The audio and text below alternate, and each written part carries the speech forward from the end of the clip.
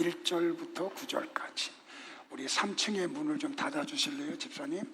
네, 같이 합독하시겠습니다. 그 후에 주께서 따로 70인을 세우사 친히 가시려는 각 동네와 각 지역으로 둘씩 앞서 보내시며 이르시되 추수할 것은 많되 일꾼이 적으니 그러므로 추수하는 주인에게 청하여 추수할 일꾼들을 보내주소서 하라.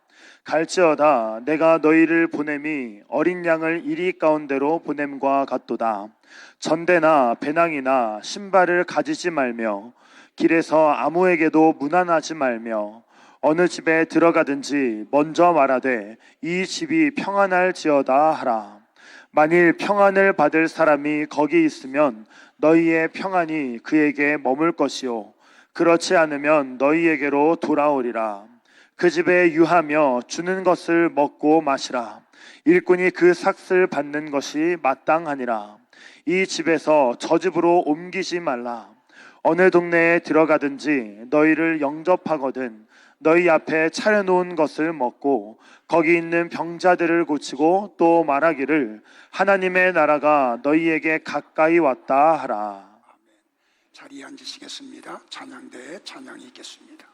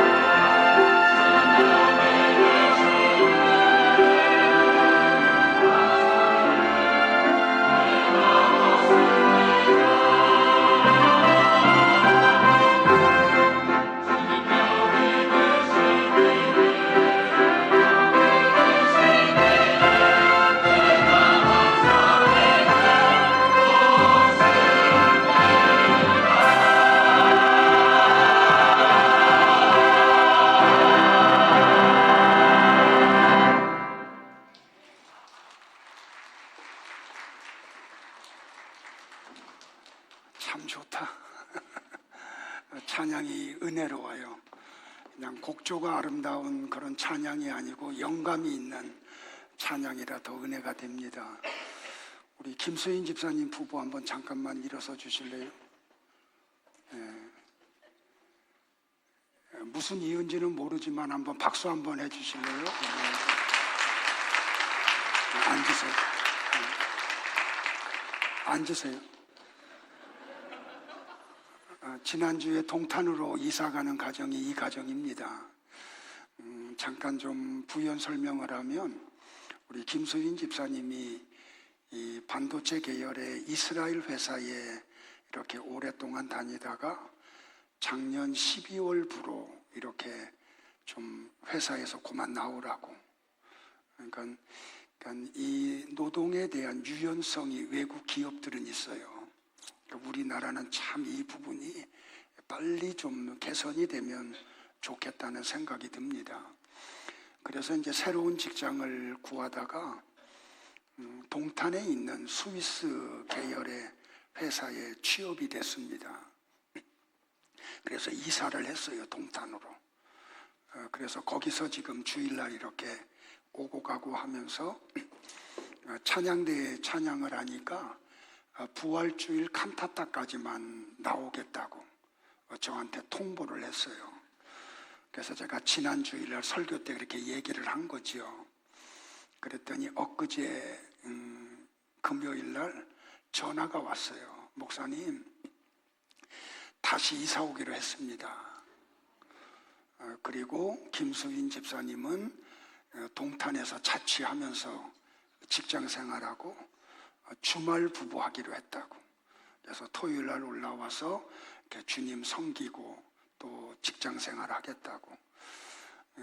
이런 결정을 하게 되는 계기가 뭐냐면 말씀 때문이에요. 여기 또 우리 박지성 집사님 내외도 있는데 서울로 이사간 가정이에요. 그런데 아이가 셋이나 되거든요. 근데 다른 교회 못 가겠대요. 그래서 애들을 데리고 와서 아침 일찍 와서 예배 드리고 점심 식사하고 셀 모임까지 하고, 그리고 말씀 듣는 걸 저 부부가 그렇게 좋아해요. 왜 그런 일이 벌어지냐면 살아있는 말씀이 들어가면 이 말씀이 우리를 그런 일들을 하게 만들어요. 제가 어제 그저께 이 한강 이북 지역에 이주 노동자 사역을 하는 분들의 그 모임이 있어요. 열방선교 네트워크라고요. 거기에 이제 소속되어 있는 평신도들이 내가 이 사역에 나를 좀 헌신하겠습니다 하는 분들이 모여서 6개월 동안 선교 학교를 해요. 금요일마다. 그래서 이제 목사님 한 분이 설교를 하고 이제 선교에 대한 강의하는 분이 또 와서 강의를 하고. 근데 엊그저께 제 설교 담당이 저였어요. 그래서 아침 일찍이 가서 이렇게 설교를 했는데 설교가 끝나고 난 다음에 저는 좀 급히 왔어요. 우리 교회 선교학교 일 때문에. 그랬더니 많이 은혜를 받았나 봐요.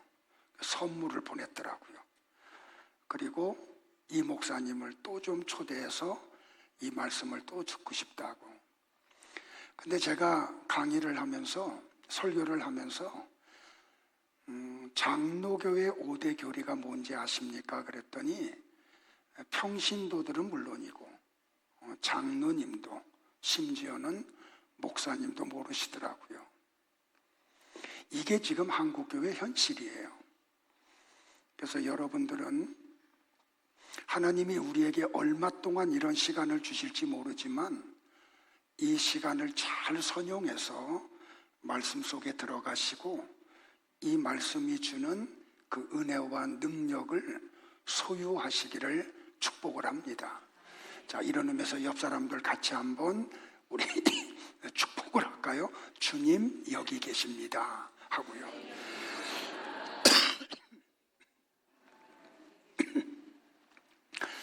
(1997년도에) 마이클 클라이트런이라고 하는 분이 소설 한 권을 출간을 해요. 그 제목이 뭐냐면 시체를 먹는 사람들. 그래서 이 소설을 가지고 헐리우드에서 1999년도에 영화를 만들어요. 그 제목이 뭐냐면 13번째의 전사. 여러분들 인터넷상에서 한번 다운을 받을 수 있으면 이 영화를 다운 받아가지고 꼭 한번 젊은 분들은 한번 시청해 보라고 제가 권하고 싶어요. 안토니오 반데라스와 제가 참 좋아했던 오마 샤리프가 열연을 했던 영화입니다. 내용은 뭐냐면 그 이븐 파를란이라고 하는 주인공이 아랍인이에요. 바그다드에서 아주 부유하게 그리고 유명세를 누리던 사람이었어요. 그러다 당시에 야만족들이 살고 있는 저 부쿠라파에 그분이 사절단으로 파견이 돼요. 그곳에서 머무는 동안에 바이킹족들과 식인종이었던 웬돌족 사이에 전쟁이 일어나요. 그때 이 이븐 파를란이 13번째 전사로 이 전쟁에 참여를 해요. 전쟁 중에 잠깐 교전이 좀 뜸할 시간에 이븐 파를란이 땅에다 대고 글씨를 써요. 그런데 당시에 바이킹족들은 글씨가 없었어요. 글자가 없었어요.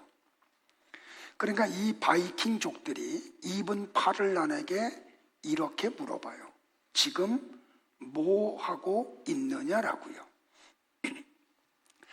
그 바이킹족들의 질문을 받은 이븐 파를란이 그들에게 이렇게 말을 해요. 이것이 글자야 라고요. 이게 글씨야. 그랬더니 이 바이킹족들이 이븐 파를란에게 무슨 질문을 던지냐면, 야, 너는 소리도 그릴 줄 아니? 하고 물어봐요. 그러니까 이 말 속에 뭐가 담겨져 있냐면 글자는 소리를 그린 거예요. 그걸 좀 더 자세하게 그리는 걸 그림이라고 그래요. 자, 소리만을 단순히 그린 것을 소리 글자라고 그러죠. 자, 한글은 소리 글자예요. 그런데 그 소리의 의미까지를 그려요. 그걸 뭐라고 말하냐면 표의 문자라 그래요. 오늘 좀 어렵게 서론을 시작하지만 잘 들어놓으시면 좋아요. 그런데 이 글자의 의미까지 그린 것을 표의 문자라고 하는데, 굳이 분류하면 성경은 소리 문자가 아니에요. 표의 문자예요. 그러니까 여러분이 성경을 소리로만 들으면, 읽으면 성경의 내용을 알 수 없어요. 왜? 성경은 표의 문자이기 때문에. 그래서 그 의미까지를 아셔야 돼요. 근데 하나님은 인간과 다르게 육체가 없죠. 그래서 육을 갖고 있는 인간이 하나님을 볼 수가 없어요. 그분을 알 수도 없어요. 그래서 하나님은 당신을 인간들에게 알리기 위해서 하나님의 뜻과 마음을 글자로 주셨어요. 그 하나님의 마음과 뜻을 그린 것이 성경이에요. 그런데 성경을 그냥 소리 문자로 보시면 성경 속에 담겨져 있는 하나님의 마음을 절대로 몰라요. 하나님의 뜻을 알 수도 없어요. 그래서 많은 사람들이 성경책을 들고 있고 교회를 다니고 설교를 듣고 성경을 배우지만 하나님의 마음을 모르고 다녀요. 하나님의 뜻을 몰라요. 고인이었던 우리 백이두 장로님도 우리 따님이 이제 노년에 모시고 왔어요. 그리고 초기에는 교회를 출입하셨어요. 그리고 이 어르신이 뭐라고 고백을 했냐면, 우리 교회를 한동안 다니시고 난 다음에 지금까지 나는 성경을 몰랐었다고. 어려서부터 교회를 다니고 교회에서 장로의 직분을 받고 장로로 은퇴하고 긴 시간을 예배를 드렸음에도 불구하고, 그래서 이 어르신이 교회 오는 걸 그렇게 좋아하셨어요. 그러다 더 이상 교회를 나오실 수 없고 소리를 들을 수가 없어요. 귀가 이제 어두워져서. 그러니까 딸을 통해서 제 설교 원고를 크게 프린트를 해서 그거를 읽으시는 거예요. 주일이 되면 그거를 서너 번, 주중에 계속해서. 그렇게 해서 장로님의 머리맡에는 제 설교 원고가 산더미와 같이 쌓여 있었대요. 그리고 말씀을 알아가는 기쁨을 누리신 거예요. 그러니까 배문경 집사님이 저한테 와서 무슨 고백을 하냐면, 어머님은 권사님으로 세상을 이렇게 떠나셨거든요. 어머님이 돌아가시기 전에 우리 교회로 모시지 못했던 것을 탄식해요. 그러니까 권사로 오랫동안 계시고 떠났지만 사실은 어머니가 성경을 모르고 떠났다는 그 의미가 내포되어 있죠. 그러니까 여러분들이 성경을 읽을 때, 하나님의 마음과 뜻을 인간의 글자, 표의 문자로 기록한 것이 성경이구나. 그래서 여러분들은 단순히 글로 읽고 소리로만 들으면 성경에 담겨져 있는 하나님의 마음과 뜻을 알 수가 없어요. 그러니까 인간은 절대로 성경을 통해서 하나님을 알 수가 없어. 그래서 하나님이 말씀이 육신이 되셔서 세상에 오세요. 그런데 이스라엘 백성들이 성경을 가지고 있지만 그 의미를 모르기 때문에 말씀이 육신이 되어 오신 예수님도 못 알아먹은 거예요. 우리가 복음서를 보면 몇 퍼센트 정도가요? 제가 볼 때는 99% 이상이에요. 그러면 지금 현대 이 지상교회를 다니는 사람들 가운데 이 성경을 소리 글자가 아닌 표의 글자로 보는 분들이 얼마나 될까요? 나는 여러분들이 성경을 통해서 하나님의 마음과 뜻까지 알 수 있는 분들이 되기를 주의 이름으로 축복을 해요. 여러분들, 세상의 모든 문자의 기원이 뭐냐면 애굽 문자예요. 그래서 하나님이 요셉을 애굽에 보내고 이스라엘 백성들을 보낸 이유가 뭐냐면 하나님의 마음과 뜻을 알리기 위해서. 그래서 사도행전에 보면은 뭐라 그래요? 요셉이 애굽의 학문을 배워 말이 능했다 그러죠. 그런데 애굽의 문자는 성형 문자예요. 그리고 신에게 바치는 문자죠. 그러니까 애굽 사람들 가운데 왕족들, 제사장급들만 애굽 글자를 알아요. 근데 요셉이 그 글자를 익힌 거예요. 그러니까 이 애굽의 글자는 평상문으로는 사용하면 안 돼요. 다시 말하면 글자라는 형상은 있는데 그 의미를 아는 사람이 없어요. 그런데 하나님은 당신의 마음과 뜻을 알리기 위해서 문자를 사용하시죠. 그래서 요셉을 먼저 애굽에 보냈고 이스라엘 백성들을 따라서 보내고 거기서 나온 이스라엘 백성들을 데리고 시내산에서 하나님이 모세를 데리고 산 꼭대기로 올라가세요. 그리고 40주야를 머무세요. 그리고 글자로 10계명을 주시죠. 그리고 40일 동안 그에게 그 의미를 가르치세요. 그럼에도 불구하고 모세는 하나님의 뜻을 다 알지 못해요. 이게 인간의 한계예요. 그래서 우리와 같이 육이 없는 하나님이, 말씀이신 하나님이 육신을 입고 이 땅에 오세요. 그런데도 불구하고 이스라엘 백성들이 성경을 갖고 있잖아요. 자기네들은 하나님을 안다고 했는데 하나님이 오셨는데 못 알아먹어. 그런데 어떤 사람들이 하나님의 말씀 속에 담겨져 있는 하나님의 생각과 마음과 뜻을 알아요. 어떻게 알아요?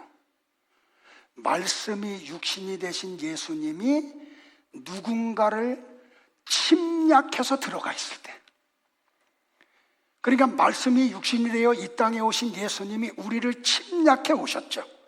우리는 방어했다니까요, 못 들어오게. 그런데 예수님이 우리를 이겨버리셔. 그래서 나와 여러분 속에 말씀이 육신이 되신 예수님이 들어온 사람들만 성경 속에 담겨져 있는 하나님의 마음과 뜻을 알아요.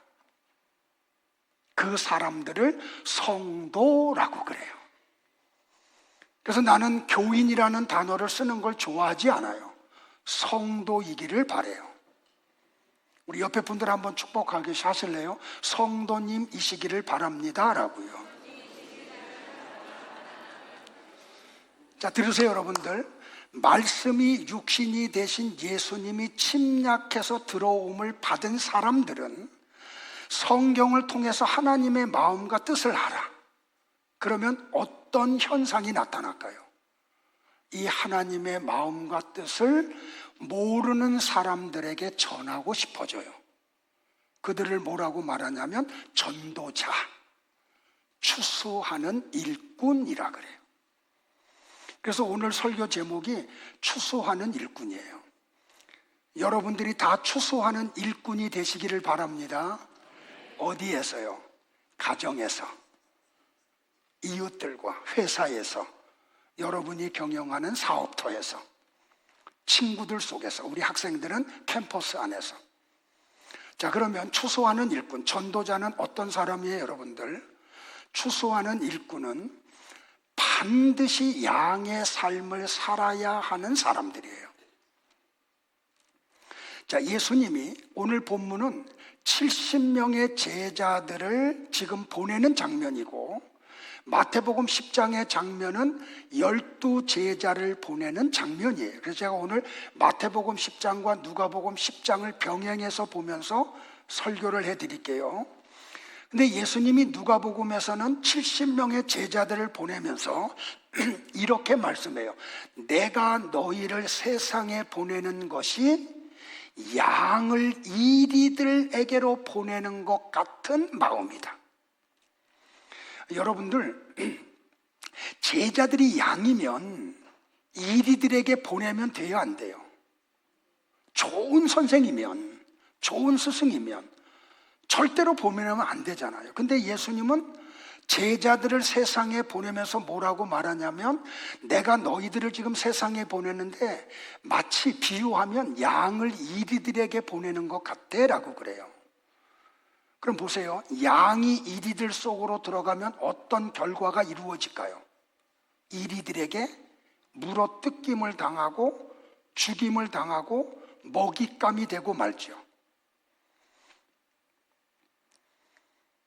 그러니까 예수님의 이 말씀은, 야, 내가 너희들을 세상에 보내는데 너희들은 세상에 가면 어떤 결과가 일어나는지 아니? 물어 뜯김을 당할 거야.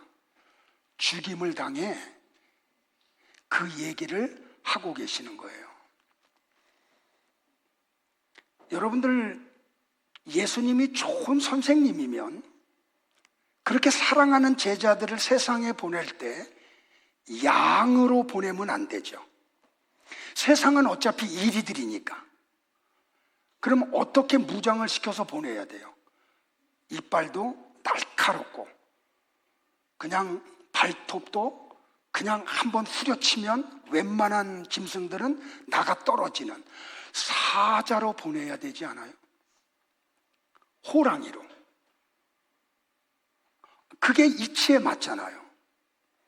근데 예수님은 제자들을 사자나 호랑이나 표범으로 무장시키지 않았어요. 양으로 보내셨어요. 뭘 이야기해요? 성도는 세상의 힘을 가진 자들이 아니에요.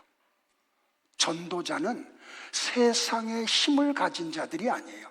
교회는 세상의 힘으로 복음을 전하는 곳이 아니에요. 그런데 이 사람들이 교회가 스스로 무장을 해요. 사자로, 호랑이로, 표범으로, 강한 자로. 그래야 세상을 이기니까. 그래야 이리들을 이기니까. 그게 2000년 기독교 역사에서 대표적으로 나타났던 게 뭐예요? 십자군 전쟁이에요. 여러분들, 이 십자군 전쟁은 성공했어요? 실패했어요? 역사 공부 좀 하세요. 처절하게 실패해요. 뭘 이야기를 하냐면, 전도는 교회가 힘을 가지고 사람들에게 가서 설득해서 교회로 데려오는 데가 아니에요. 그건 전도 아니에요. 전도는 뭐냐면, 성도가 양으로 이리들이 득실거리는 세상에 들어가서 돌을 맞고 물어 뜯기고 죽임을 당해. 그런데 이상해요. 자기들하고 달라. 반항을 안 해. 해코지를 안 해요. 돌을 던지면 맞고, 물어 뜯으면 물림을 당하고, 죽이면 죽임을 당해요. 그런데 그들의 얼굴을 보니까 기쁨이 넘쳐. 이게 전도예요. 그러니까 사도행전 7장에 보면은 스데반 집사님이 어린 양으로 이리들인 유대인들 속에 던지움을 받죠. 그래서 예수님을 증거해요. 그랬더니 유대인들이 어떻게 해요? 화를 내. 그리고 돌을 던져요. 그런데 성경이 뭐라고 이야기를 해요? 사람들이 막 조롱하고 막 그냥 눈에서 그냥 레이저 광선을 쪼이고 돌을 집어 던지는데 스데반 집사님의 얼굴이 천사의 얼굴과 같았대요. 누가가 사도행전에 기록하기를. 그리고 자기를 향해서 돌을 던지는 사람들을 향해서 용서해달라고 기도해. 하나님 앞에. 하나님, 저들이 지금 몰라서 저럽니다. 저들의 죄를 용서해 주세요. 그러면서 사람을 보지 않고 하늘을 보죠. 그랬더니 하늘이 열려. 하나님 보좌가 보이는데 예수님이 하나님 보좌 우편에 서신 것을 봐요. 근데 이 이리들은 그게 안 보여. 그러니까 뭐라 그래요? 스데반 집사님이 나를 향해서 돌 던지지 말고 화내지 말고 저 하늘을 봐. 하늘이 지금 열렸어. 예수님이 지금 하나님 보좌 우편에 계시잖아. 이렇게 이야기해요. 전도자, 추수하는 일꾼의 그런 모습을 보고 어떤 사람들은 놀래요. 와, 저도 우리와 똑같은 육을 갖고 있는 사람인데 어떻게 저렇게 반응하지? 우리가 화를 내고 돌을 던지고 죽이는데 어떻게 우리를 위해서 기도하지? 그래서 이 복음 앞에 무릎 꿇는 사람들이 생겨요. 그런데 다수의 사람들은 여전히 그걸 모르고 씩씩거리면서 전도자를 죽여버려요. 그래서 전도가 이루어지면 언제나 분리가 이루어져요. 이 복음을 수용하는 사람과 이 복음을 끝까지 거절하는 사람으로 나누어져요. 그래서 하나님의 말씀이 딱 떨어지면 언제나 둘로 나누어져요. 이 말씀을 수용하는 성도들과 말씀을 거절하는 사람들로. 그러니까 오늘 내가 너희들을 보내는데 마치 양을 이리들에게 보내는 것 같아라는 예수님의 이 말씀은 성도는 세상에서 양으로 살아야 한다는 말씀이에요. 무장하지 말라는 거예요. 사자로, 호랑이로, 표범으로 힘을 키우지 말라는 말이에요. 이게 복음이에요. 그리고 이게 신앙생활이에요. 그러면 이게 믿음이구나, 이게 신앙생활이구나 라는 걸 성도들이 양으로 직접 보여주면 가라지들은 절대로 그걸 받아들이지 않아요.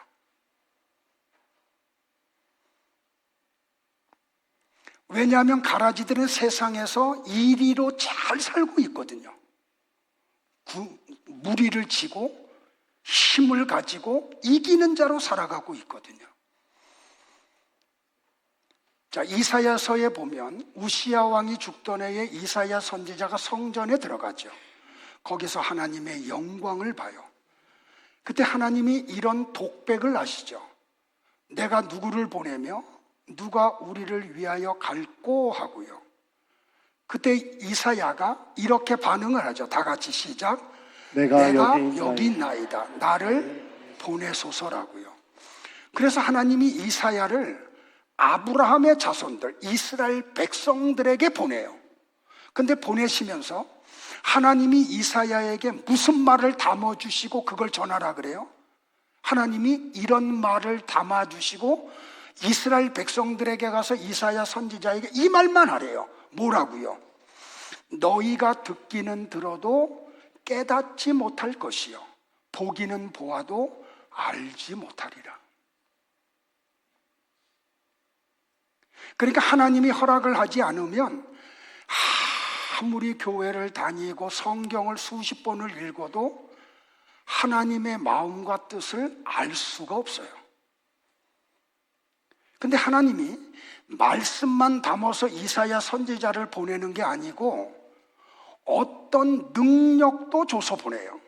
하나님이 이사야 선지자에게 주신 능력이 뭐예요? 다 같이 볼까요? 시작. 이 백성의 마음을 둔하게 하며 그들의 귀가 막히고 그들의 눈이 감기게 하라. 염려하건대 그들이 눈으로 보고 귀로 듣고 마음으로 깨닫고 다시 돌아와 고침을 받을까 하노라. 그러니까 여러분들, 하나님은 이렇게 미리 창세전에 결정을 해버렸다니까요. 그러니까 하나님이 유기한 자들, 버린 자들은 아무리 얘기해도 못 알아먹어요. 그리고 깨닫지도 못해요. 들리지도 않아요. 그런데 여러분들, 자금의 이 현대 교회는, 지상의 교회는 어떻게 해요? 힘을 가지고, 그 힘이라는 게 물질, 아름다운 웅장한 교회, 그죠? 이런 거를 가지고 사람들을 설득해서 많이 모으려고 하죠. 그리고 이 많이 모이는 사람들을 가리켜서 부흥이라고 그래요. 그래서 지금 교회가 이 모양인 거예요. 힘이 없어요. 건물은 화려하고 숫자는 많은데 힘이 없는 이유가 바로 여기 있어요. 보세요, 여러분들. 말씀이 육신이 되신 예수님이 세상에 오자 이스라엘 백성들이 예수님을 알아먹어요? 못 알아먹어요? 못 알아먹어요. 그리고 하나님의 말씀을 선포하니까 듣기 싫어하죠.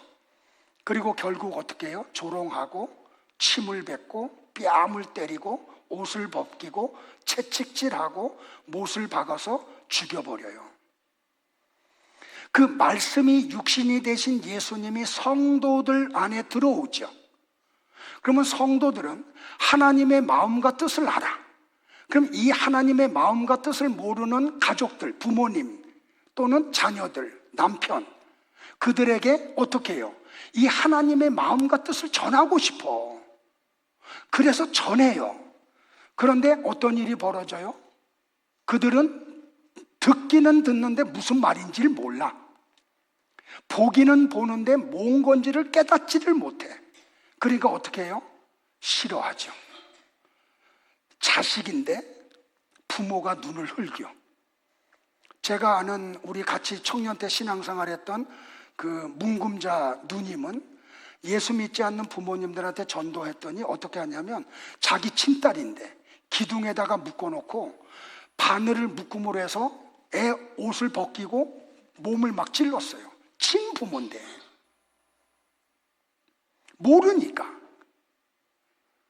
그러니까 이 말씀이 육신이 되어 육신 대신 예수님이 들어온 성도들은 하나님의 마음과 뜻을 알아요.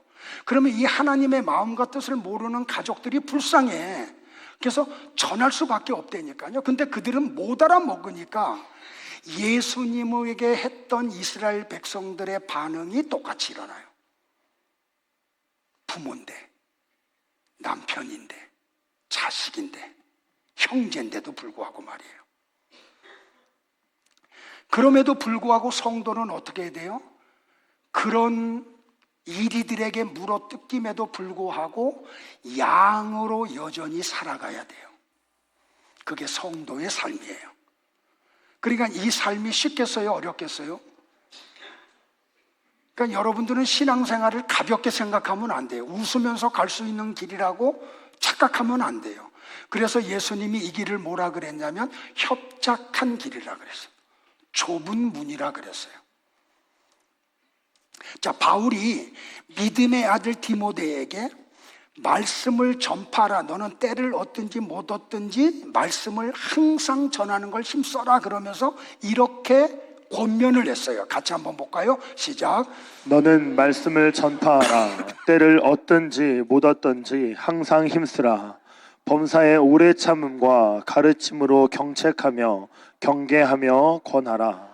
자, 마지막 세 동사가 뭐냐면 경책하며 경계하고 권하라 라고 나와요. 자, 이 헬라 어구가 어떻게 되냐면 엘렌코 에티 피마오 파라칼레오예요. 이게 뭐냐면 야 비난해, 잘못을 꾸짖어, 야단쳐. 이게 뭐라고요? 말씀을 전하는 거예요.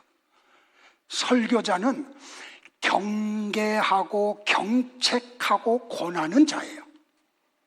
전도자, 추수하는 일꾼도 똑같아요. 경책하고 경계하고 권하는 자예요. 그게 뭐라고요, 여러분들? 잘못된 걸 지적하는 거예요. 그리고 나무라는 거예요. 돌이키라고. 그게 뭐라고요? 전도 설교라고요. 여러분들, 교회가 뭔지를 설명하는 게 있어요. 야, 교회는 뭐냐? 반드시 교회가 되려면 5가지가 있어야 돼요. 이걸 교의학에서는 교회의 표지라고 그래요. 자, 첫 번째는 뭐냐면 예배가 있어야 돼요. 두 번째는 전도가 있어야 돼요. 이 전도를 케리구마라고도 이야기해요. 세 번째는 봉사예요. 디아코니아. 그 다음에 네 번째는 교육이에요. 디다케요. 가르치고 배움이 있어야 돼요. 다섯 번째는 친교가 있어야 돼요. 코이노니아. 성도의 교제가 있어야 돼요.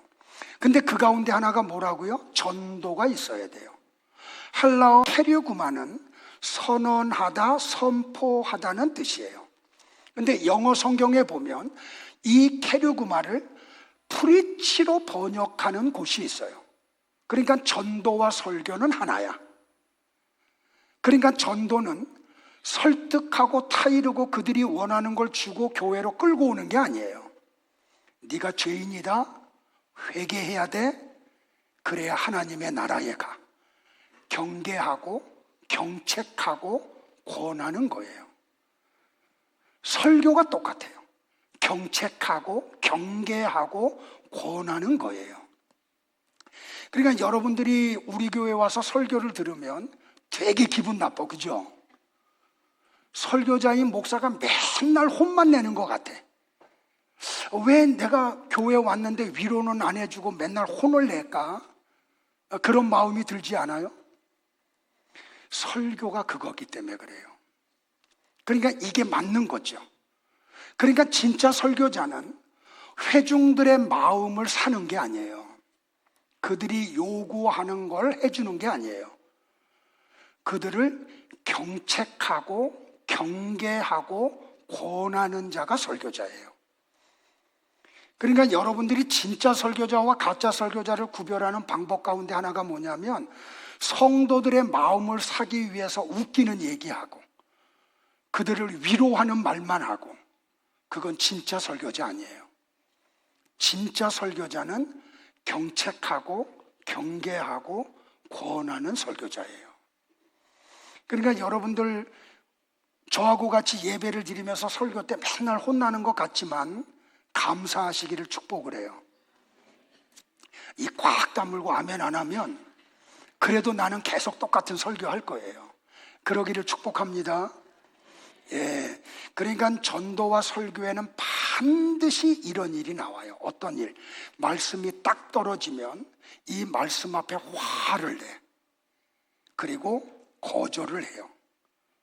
그런데 소수의 무리들은 이 말씀을 수용해요. 그리고 말씀 앞에 항복을 해요. 여러분들, 하나님의 말씀 앞에는 언제나 이 두 반응이 나타나요. 그런데 이 말씀이 선포되면 화를 내고 튕겨져 나가는 사람이 많아요? 수용하는 사람이 많아요? 예, 튕겨져 나가는 사람이 더 많아요. 제가 볼 때는 거의 95%가 그래요. 나는 여러분들이 하나님의 말씀이 선포될 때마다 그 말씀을 수용하는 분들이 되기를 축복을 해요. 자, 두 번째로, 추수하는 일꾼은 복음만 전해야 돼요. 예수님이 누가복음에서는 70명의 제자들에게 이렇게 말씀하죠. 너희는 갈 때 전대나 배낭이나 신발을 가지고 가지 말라고요. 자, 마태복음 10장 9절과 10절에서는 이렇게 말씀을 해요. 같이 볼까요? 시작. 너희 전대에 금이나 은이나 동을 가지지 말고 여행을 위하여 배낭이나 두벌 옷이나 신이나 지팡이를 가지지 말라. 이는 일꾼이 자기의 먹을 것 받는 것이 마땅함이라. 이 말씀을 소리 글자로 보는 사람들은 이렇게 얘기해. 목사는 가난해야 된다. 여러분들 가운데도 그런 생각 가지고 계신 분들 계세요? 그래서 목사가 가난하기를 기대해. 이 말씀은 그런 뜻 아니에요. 여러분들 구약 성경에 보면 이스라엘 백성들이 제사를 지내기 위해서 제물을 가져올 때 하나님이 맛있는 부위는 전부 다 제사장의 목으로 주라 그랬어요. 여기 예수님의 말씀은 그런 뜻이 아니에요. 제자들아, 너희들이 가서 복음을 전할 때 필요한 것을 내가 다 공급해 줄 테니 너희들은 복음만 전해. 이 뜻이에요, 여러분들. 그러니까 여러분들은 성경을 표의 문자로 읽으셔야 돼요. 그러니까 성경을 잘못 곡해한다니까요. 전에도 얘기했지만 빌립보서에 보면 내게 능력 주시는 자 안에서 내가 모든 것을 할 수 있다고 바울이 고백을 하죠. 이걸 소리 글자로 읽은 설교자들이 뭐라 그래요? 하나님 앞에 능력 구해. 그러면 너희들이 뭐든지 다 할 수 있어. 슈퍼맨 돼. 근데 여러분들 빌립보서 전체를 잘 읽어보시면 바울이 복음을 전하러 다닐 때 빈궁할 때도 있고 선교 헌금이 넉넉할 때도 있었어요. 선교 헌금이 넉넉하든지 떨어졌든지 바울은 거기에 얽매이지 않고 복음 전하는 일을 계속해서 했어요. 그게 능력이에요. 근데 성경을 소리 글자로만 보니까 그 의미와 뜻을 몰라. 그러니까 그런 엉뚱한 설교를 하고 그 설교를 들었던 사람들은 능력 얻으려고 하나님 앞에 기도하죠. 금식하면서. 슈퍼맨 되겠다고. 얼마나 어리석은 일인지 성경을 알고 나면 깨닫게 된다니까요. 그러니까 이 본문도 똑같은 내용이라고요. 그런데 여러분들 보세요. 전도자나 설교자가 말씀, 복음을 전한다고 듣는 사람들이 다 믿어요? 아니에요. 하나님이 창세전에 선택한 사람들만 받아들여요. 그걸 수용해요. 그러니까 인간의 인격이 좋다고 되는 게 아닌 거죠. 그러니까 복음을 전하면 알아듣지 못하는 사람들이 많은 게 맞는 거죠.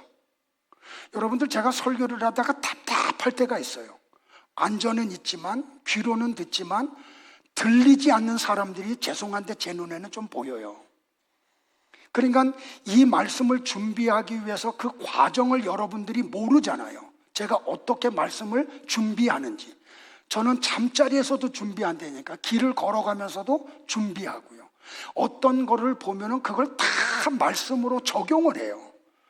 그리고 성경을 읽으면서 이것과 연결되는 것들을 찾아가고요. 그렇게 해서 전하니까는 이 설교 시간이 너무 소중한 거니까 다른 얘기를 할 수가 없어요. 성경만 하기도 너무 바쁜데. 그런데 못 알아먹거든요. 그래서 답답할 때가 있어요. 그런데 못 알아듣는 게 맞는 거죠. 왜? 하나님이 허락해야만 들려요. 하나님이 허락하셔야만 깨달아요. 하나님이 허락하셔야만 믿어요. 여러분들, 예수님이 제자들을 세상에 보내시면서 너희들이 양이래, 너희들을 마중하는 사람들은 다 일이래. 그러면 예수님이 도와주셔야 되지 않아요? 근데 성경에 보면은 예수님이 제자들을 보내시면서 이렇게 말씀해요. 이해가 잘 안 가. 자, 한번 같이 볼까요? 시작. 사람들을 상하라. 그들이 너희를 공회에 넘겨주겠고 그들의 회당에서 채찍질하리라. 또 너희가 나로 말미암아 총독들과 임금들 앞에 끌려가리니 이는 그들과 이방인들에게 증거가 되게 하려 하심이라. 너희를 넘겨줄 때에 어떻게 또는 무엇을 말할까 염려하지 말라. 그때에 너희에게 할 말을 주시리니 말하는 이는 너희가 아니라 너희 속에서 말씀하시는 이 곧 너희 아버지의 성령이시니라. 장차 형제가 형제를, 아버지가 자식을 죽는 데에 내주며 자식들이 부모를 대적하여 죽게 하리라. 또 너희가 내 이름으로 말미암아 모든 사람에게 미움을 받을 것이나 끝까지 견디는 자는 구원을 얻으리라. 이 동네에서 너희를 박해하거든 저 동네로 피하라. 내가 진실로 너희에게 이르노니 이스라엘의 모든 동네를 다 다니지 못하여서 인자가 오리라. 여러분들, 이 말씀이 이해가 가요? 지금 제자들을 양으로 이리들 속에 보내면서 뭐라고 말씀하시냐면, 야, 너희들이 세상에 가면 사람들이 너희들 고소한다. 그래서 너희들은 공회에 끌려가. 그리고 너희들은 세상의 권세자들에 의해서 채찍질을 당해. 너희들은 심지어 가족들에게까지 죽임을 당할 거야. 예수님의 이 말씀은 뭐예요? 이게 전도자의 삶이란, 이게 성도의 삶이라는 거예요. 에? 이게 성도의 삶이라는 거예요. 그러니까 예수님은 복음을 전하다가 이리들에게 물어뜯겨 박해를 받아요. 그러면 뭐라 그래요? 다른 동네로 빨리 피하래. 그러면 다른 동네로 가면 거기는 이리들 없어요? 거기도 여전히 일이 있어요. 거기서도 물어뜯김을 당해요. 이 예수님의 말씀은 그럼 뭐예요, 여러분들? 성도인 너희들은 세상에 사는 동안 고난이 연속적으로 와, 이 얘기 하시는 거예요. 그래서 협착한 길이라고 한다니까요. 그러니까 많은 사람들이 이 길을 못 간다니까요. 왜? 힘드니까. 너무 괴로우니까. 자, 그리고 난 다음에 예수님이 뭐라 그래요? 제자들에게, 야, 너희들은 뱀같이 지혜롭고 비둘기같이 순결해라 라고 말씀을 하시죠. 여러분들, 이것도 여러분들이 잘 알아야 될 게 뭐냐면, 이걸 알려면 창세기 3장으로 우리가 돌아가야 돼요. 자, 보세요, 여러분들. 창세기 3장에 가면 사탄이 뱀을 사용하죠. 뱀은 자기의 지혜로 아담과 하와를 미혹해서 하나님의 말씀을 거역하게 해요. 그래서 어떻게 해요? 하나님과 원수지간이 되고 말아요. 그러니까 예수님의 이 말씀은 뭐냐면, 너희들은 뱀의 유혹에 절대로 넘어가지 말라는 뜻이에요. 자, 에덴 동산 사건 이후에 뱀이 사탄 아니에요, 여러분들.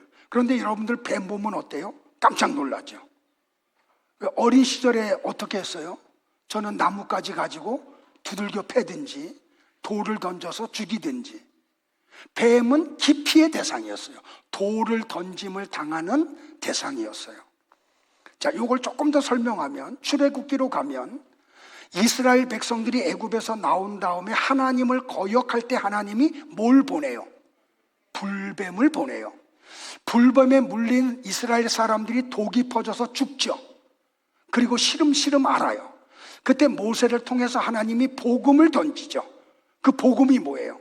야, 너는 노소로 뱀의 형체를 만들어서 장대 끝에 달아가지고 높이 세워놔. 그리고 불뱀에 물린 이스라엘 백성들에게 얘기해. 누구든지 불뱀에 물려서 죽어가고 있니? 나와서 저 노뱀을 바라봐. 그러면 살아나. 이 모세를 통해서 증거된 복음을 믿은 사람들은 나와서 그 노뱀을 보자 죽음에서 해방을 받았어요. 자, 이 노뱀은 모형이고 그림자죠. 그 실체는 누구예요? 예수님이시죠. 예수님이 불뱀에 물린 인간들을 위해서 노뱀이 되셔서 십자가에서 달려 죽으세요. 그 노뱀으로 십자가에서 죽으신 예수님을 믿으면 구원을 받죠. 그러니까 이게 무슨 말이냐면, 야, 너희들은 뱀같이 지혜로워라. 너희들은 예수님과 같이 노뱀들이야. 그래서 높이 달려야 돼. 그리고 저주의 대상이야. 그게 뭐예요? 그게 뱀의 지혜예요. 비둘기같이 순결하라는 것도 마찬가지예요. 자, 노아 홍수 심판이 끝나고 난 다음에 노아가, 좀 생략할게요, 물이 감한 줄을 알기 위해서 그 방주의 문을 열고 첫 번째 뭘 보내요? 에? 까마귀를 보내요. 근데 이 방주에서 나간 까마귀가 물이 감하지 않았음에도 불구하고 돌아와요, 안 돌아와요? 안 돌아와요. 그래서 노아가 뭘 보내요? 비둘기를 보내요. 그러니까 비둘기를 보냈더니 비둘기가 뭘 물고 와요? 감람나무 잎사귀를 하나 물고 와요. 그러자 모세가 7일을 기다렸다가 다시 비둘기를 내보내. 그랬더니 비둘기가 돌아와요, 안 돌아와요? 안 돌아와요. 비둘기같이 순결하라는 말씀은 뭐냐면 주인의 명령에 순종하는 사람이 되라는 뜻이에요. 자, 여러분들, 까마귀가 돌아오지 않았죠. 물이 감하지 않았어요. 근데 까마귀가 어떻게 생명을 유지해요? 홍수 심판으로 죽은 짐승들의 사체, 그 위에 앉아서 그 사체를 뜯어먹고 있었던 거죠. 그러니까 너희들은 까마귀가 되지 말라는 거예요. 비둘기가 되라는 거예요. 비둘기의 순결은 뭐라고요? 주인의 요구에 순종하는 자가 되라는 말이에요. 우리의 주인이 누구예요? 하나님이세요. 그러니까 여러분들이 들어야 될 말은 하나님의 말씀이에요. 여러분들이 순종해야 될 대상은 하나님의 말씀이에요. 사람들의 말이 아니에요. 사람의 전통이 아니에요. 사람들이 세운 윤리나 도덕의 규범이 아니에요. 깨닫기를 주의 이름으로 축복을 해요. 그런데 성도가 뱀의 지혜를 가지고 비둘기같이 순결하게 사는 게 쉬워요, 어려워요? 어렵다니까요. 그래서 서로 위로해야 돼. 격려하고. 옆에 사람 한번 위로하세요. 아니, 여기만 말고 여러분들도 옆에 분들하고 같이 한번 위로하세요. 살아내세요 하고요. 당사자는 알아, 왜 내가 갔는지. 자, 세 번째는 추수할 일꾼은 하나님의 국률이 뭔지를 아셔야 돼요. 자, 구절을 같이 볼까요? 시작.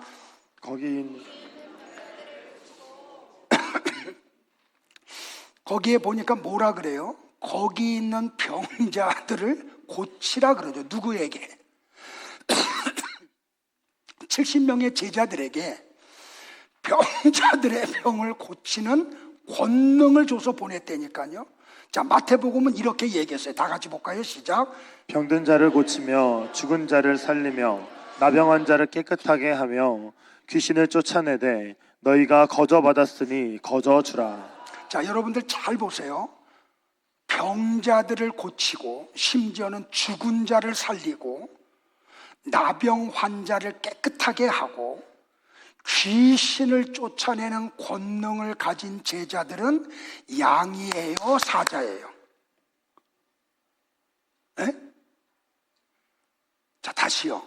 병든 자를 다 고치고 죽은 자를 살리고 나병 환자들을 깨끗하게 하고 귀신을 쫓아내는 권능을 가진 제자들은 양이에요, 사자예요?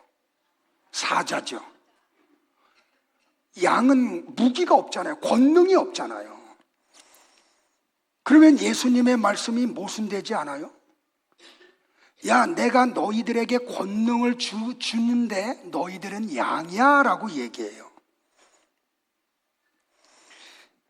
여러분들, 이 말씀이 뭔지를 알려면, 마태복음 9장의 내용을 알지 못하면 제자들을 보내면서 예수님이 하신 이 말씀의 의미를 알 수가 없어요. 자, 마태복음 9장 35절을 같이 볼게요. 시작. 예수께서 모든 도시와 마을에 두루 다니사 그들의 회당에서 가르치시며 천국 복음을 전파하시며 모든 병과 모든 약한 것을 고치시니라. 여러분들, 여기서 한계가 되면 안 돼. 아직도 갈 길이 더 남아 있어요. 그러니까 여러분들이 이런 말씀이 선포되면 그냥 막 속에서 없던 에너지들이 막 올라와야 돼. 에? 말씀을 알아야 되니까. 자꾸 다운되면 안 돼요. 다운되지 마세요. 자, 그런데 그 다음 절에 보면 왜 예수님이 병자들을 고치는 일을 하셨는지가 나와요. 자, 36절 같이 볼게요. 시작. 무리를 보시고 불쌍히 여기시니 이는 그들이 목자 없는 양과 같이 고생하며 기신함이라. 여러분들, 사람들이 병들고 약하고 죽임을 당하는 게 뭐 때문에 그렇다고요? 목자 없는 양이 되기 때문에 그렇대요. 그러니까 양은 목자의 인도를 받지 않으면 초장을 찾아갈 수 없어. 양들은 목자의 보살핌이 없으면 이리들에게 무려 뜯김을 당한다니까, 여러분들. 그러니까 이 예수님의 이 말씀은 뭐냐면, 양인 너희들은 스스로 죄와 허물로 죽은 자리에서 나올 수 없어. 이 말씀 하시는 거예요. 단순히 병 고친 게 아니에요. 우리 요한복음 배웠지만 표적이에요. 표적. 병을 고치는 내가 너희들의 허물과 죄로 죽었던 영도 살리는 구원자야. 내가 하나님의 아들 메시아야. 이거 알리시기 위해서 예수님이 불쌍한 자들을 고쳐주셨다니까요. 그러니까 여러분들, 단순히 교회 나와서 병 고침 받으려고, 사업 잘 되려고, 그래서 내가 기뻐하려고, 그건 복음 아니라니까요. 그걸 통해서 누구를 만나야 된다고요? 예수님, 저분이 나의 죽은 영혼을 살리는 구원자야. 그분 믿음 속으로 들어가야 돼요. 아, 이분이 하나님의 아들이시구나. 나를 천국으로 데려가서 영생하게 하시려고 하는 분이구나.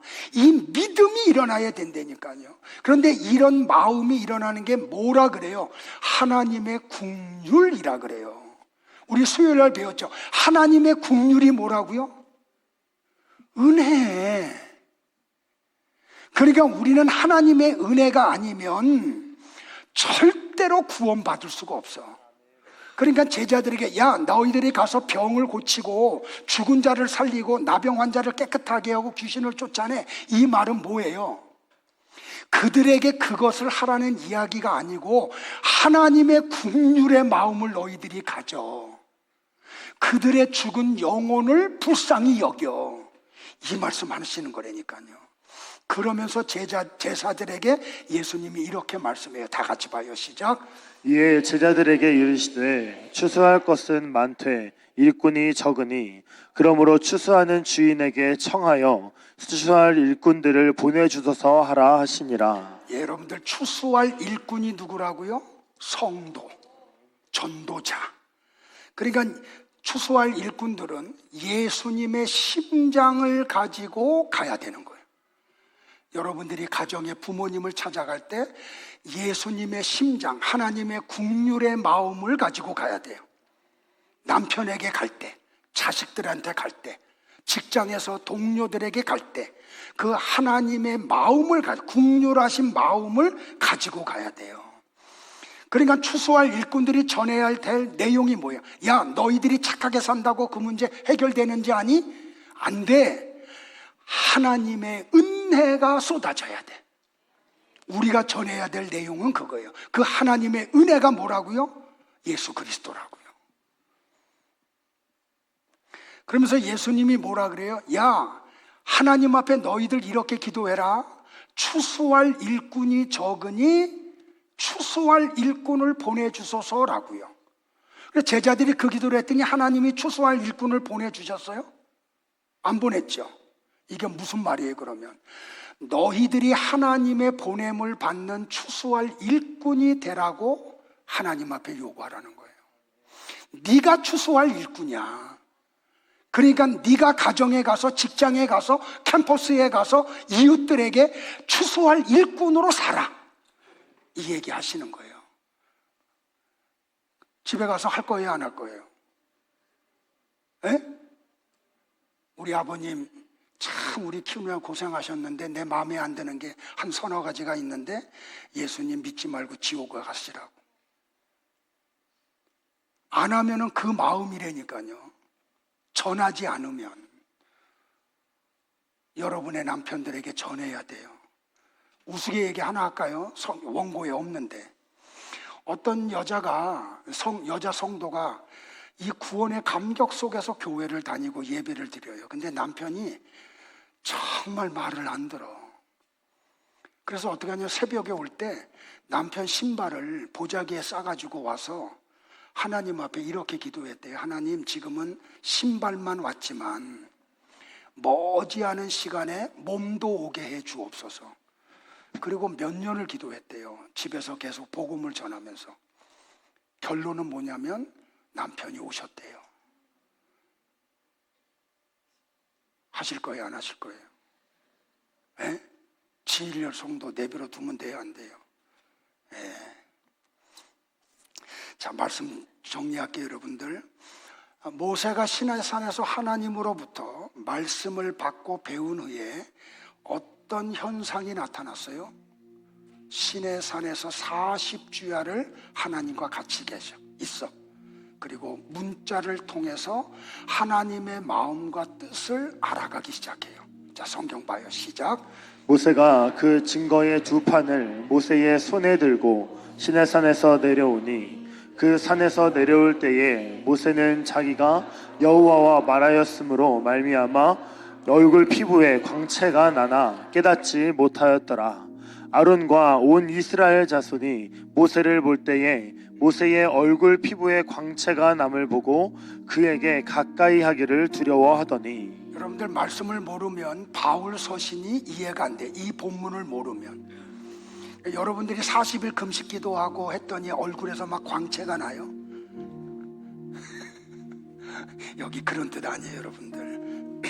히브리어 원문을 보면 여러분들 얼굴 피부라고 되어 있죠. 그 히브리어가 뭐냐면 오르파님이에요. 이 히브리어 오르파님의 뜻이 뭐냐면, 파님은 보이지 않는 것이 겉으로 나타나는 것, 이걸 파님이라 그래요. 오르는 표면을 의미해요. 그러니까 오르파님은 뭐냐면 눈에 보이지 않는 어떤 것이 표면에 나타난 거예요. 여러분들, 하나님을 본 사람이 없죠. 근데 누군가 하나님을 봤다 그래요. 이게 뭐냐면 오르파님이에요. 이 말씀의 뜻은 뭐냐면 형체가 없는 하나님의 말씀을 알았다는 뜻이에요. 그러니까 모세가 시내산에서 하나님의 마음을 알았어. 글자를 통해서 하나님의 뜻을 알았어요. 그러니까 이 광채가 나는 것은 뭐냐면 두 돌판이에요. 자, 우리 창세기 1장을 공부했으니까 잘 알죠. 첫째 날 하나님이 창조한 게 뭐예요? 빛이에요. 이건 모형이고 그림자라 그랬죠. 실체는요, 요한복음 1장에 빛으로 오신 예수님. 여러분들, 발광체가 있고 발사체가 있죠. 하나님은 발광체예요. 태양은 발광체죠. 달은 발사체예요. 그러니까 발광체는 하나님이에요.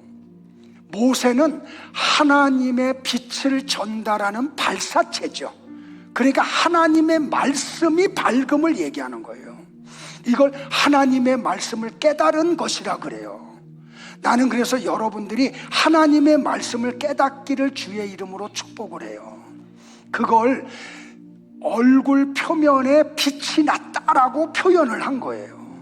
그러므로 여러분들은 하나님의 말씀을 깨달으셔야 돼요. 그러면 그 말씀이신 예수님, 빛으로 오신 예수님의 빛이 우리 안에서 어떻게 해요? 막 그냥 빛난다니까요. 그게 뭐라고요? 그걸 전도라고 그래요. 그런 사역을 하기를 주의 이름으로 축복을 해요. 오늘 집에 가서, 내일 직장에 가서 꼭 한 분 이상 하기를 축복을 합니다. 일어나실까요? 오늘 본문을 참 바울이 아름답게 주석을 해줬어요. 그게 고린도후서 3장 13절로부터 18절에 우리 같이 합독을 하고 찬양할게요. 시작. 우리는 모세가 이스라엘 자손들에게 장차 없어질 것의 결국을 주목하지 못하게 하려고 수건을 그 얼굴에 쓴 것 같이 아니하노라. 그러나 그들의 마음이 완고하여 오늘까지도 구약을 읽을 때에 그 수건이 벗겨지지 아니하고 있으니, 그러니까 이 수건이 안 벗겨지면 성경을 아무리 읽어도 모른다는 얘기예요. 계속해 시작. 그 수건은 그리스도 안에서 없어질 것이라. 오늘까지 모세의 글을 읽을 때에 수건이 그 마음을 덮었도다. 그러나 언제든지 주께로 돌아가면 그 수건이 벗겨지리라. 주는 영이시니 주의 영이 계신 곳에는 자유가 있느니라. 우리가 다 수건을 벗은 얼굴로 거울을 보는 것 같이 주의 영광을 보매 그와 같은 형상으로 변화하여 영광에서 영광에 이르니 곧 주의 영으로 말미암음이니라. 할렐루야.